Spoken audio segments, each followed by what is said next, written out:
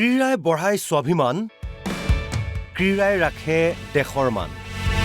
2025 বৰ্ষটো ৰাষ্ট্ৰীয়, আন্তঃৰাষ্ট্ৰীয় আৰু ৰাজ্যিক ক্ৰীড়া ক্ষেত্ৰৰ বাবে আছিল বিশেষ। প্ৰত্যাহ্বানক নেওচি খেলপথাৰত উজলি উঠিল প্ৰতিভাধৰ। আহক উভতি যাওঁ 2025 বৰ্ষৰ খেল জগতৰ কিছু বিশেষ মুহূৰ্তলৈ। যদি ভাৰতৰ দৃষ্টিকোণৰ পৰা চোৱা যায় তেনেহলে 2025 বৰ্ষটো আছিল ক্ৰীড়া ক্ষেত্ৰৰ বাবে এক চিৰস্মৰণীয় বৰ্ষ। প্ৰথমে উল্লেখ কৰিব লাগিব 2025 বৰ্ষত ভাৰতে খেলৰ জৰিয়তে বিশ্বৰ ক্ৰীড়া মঞ্চত লাভ কৰা স্বীকৃতিৰ ভিতৰত মেন ইন ব্লুৰ চেম্পিয়নছ ট্ৰফিৰ বিজয়ৰ সেই যাত্ৰা। ৰোহিত শৰ্মাৰ নেতৃত্বত ভাৰতীয় পুৰুষ ক্ৰিকেট দলে আজুৰি আনিলে বিশ্বজয়ৰ খিতাপ। ভাৰতীয় ক্ৰিকেট ইতিহাসত সোণালী আখৰেৰে খোদিত হৈ ৰল ৰোহিত বিৰাটৰ সেই বিশেষ যুটি। অৱশ্যে বিজয়ৰ পাছতো অনুৰাগীক কন্দুৱাই এদিনীয়াৰ বাদে বিশ্ব ক্ৰিকেটৰ প্ৰতিটো ফৰ্মেটৰ পৰা বিদায় ল'লে ৰোহিত আৰু বিৰাটে। ভাৰতীয় নাৰীসকল জানো পুৰুষতকৈ কোনো গুণে কম? তাৰেই প্ৰমাণ দিলে হৰমনপ্ৰীত কৌৰ বাহিনীয়ে। দুচকুত খিতাপ জয়ৰ স্বপ্ন, সন্মুখত প্ৰত্যাহ্বানৰ পাহাৰ। পৰ্বতসম সেই প্ৰত্যাহ্বান নেওচি 49 বছৰীয়া মহিলা ক্ৰিকেটৰ ইতিহাসত এক নতুন অধ্যায়ৰ সংযোজন ঘটালে ভাৰতীয় মহিলা ক্ৰিকেট দলে। প্ৰথমবাৰলৈ বিশ্বজয়ৰ সোৱাদ পালে মহিলা দলটোৱে। মহিলা T20 বিশ্বকাপৰ এই খিতাপ বিজয়ী দলটোৰ অন্যতম সদস্য আছিল অসম কন্যা উমা চেত্ৰীও। শাৰীৰিক বাধা প্ৰতিভাৰ ক্ষেত্ৰত হেঙাৰ হ'ব নোৱাৰে, সেই কথাটোকে প্ৰমাণ কৰিলে ভাৰতীয় দৃষ্টিহীন মহিলা ক্ৰিকেটৰ দলটোৱে।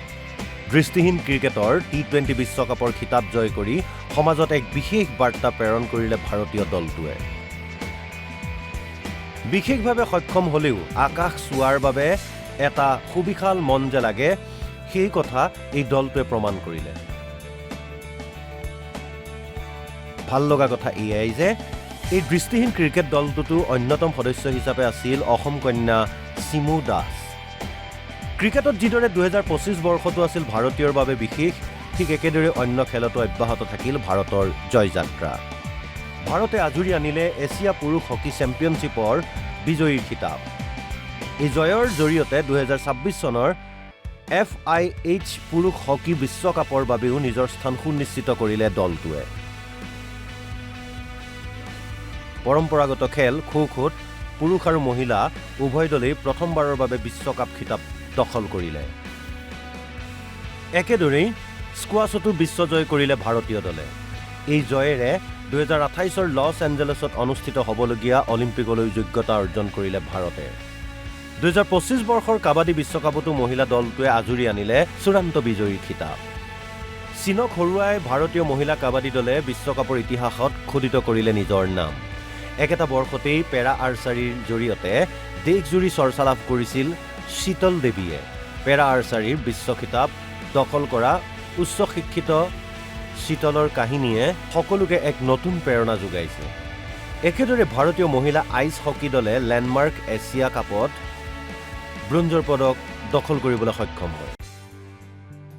ফিডে মহিলা বিশ্বকাপ জয় দিব্যা দেশমুখৰ। এই জয়েৰে দিব্যাই দবাৰ ইতিহাসত খোদিত কৰিলে নিজৰ নাম। দিব্যা হৈ পৰিল বিশ্ব খিতাপ জয় কৰা প্ৰথমগৰাকী ভাৰতীয় নাৰী। ভাৰত চৰকাৰে ক্ৰীড়া ক্ষেত্ৰত সফলতা আজুৰি অনা খেলুৱৈসকললৈ আগবঢ়ালে সন্মান।